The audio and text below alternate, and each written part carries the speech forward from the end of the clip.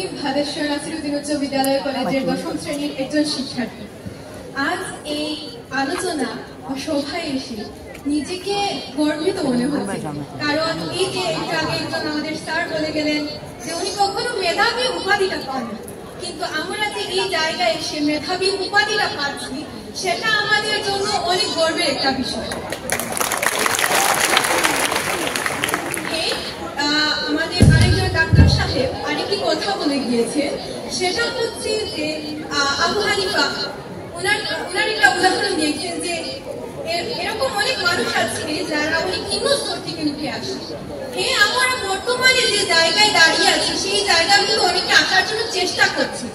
দেখুন, আমাদের রুম হয়তো 9-এর ভিতরে হয়, কিন্তু পরবর্তীতে যারা 50-51 আছে তারা কিন্তু আমাদের জায়গায় আসার চেষ্টা করছে।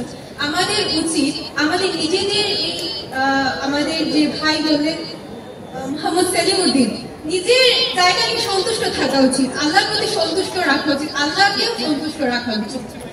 তো ওনাদের যে বক্তব্য ছিল সেই বক্তব্য আমি ঠিক মোটিভেশনাল বলবো না, এটা হৃদয় ছিঁড়েছে এই বক্তব্যগুলো। তাদের যে বক্তব্যগুলো ছিল বা তিনি যেভাবে বলেছেন আমাদের শিক্ষা কার্যক্রমকে উন্নত করবেন, আমি এটা মনে প্রাণে বিশ্বাস করি যে ইনশাআল্লাহ এটা হবে, উন্নত হবে আমাদের শিক্ষার কার্যক্রম। কিন্তু যদি আপনি বেকার করেন, আপনি বলেছেন যে আমরা নিন্দা করবো, মোটেও না। আমরা জানি, আমরা মনে প্রাণে বিশ্বাস করি একজন শিক্ষার্থী হিসেবে, আমরা বিশ্বাস করি যে আপনি আপনার দেওয়া কথাগুলো রাখবেন। এবং ধন্যবাদ আমাদের এত হাজার শিক্ষার্থীদের, আপনারা যেভাবে অনুপ্রেরণা দিচ্ছেন বা তাদের যে মন মানসিকতা সৃষ্টি করছে, তার জন্য সত্যি আপনাদের কাছে অনেক অনেক বেশি কৃতজ্ঞ এবং ধন্যবাদ আপনাদের।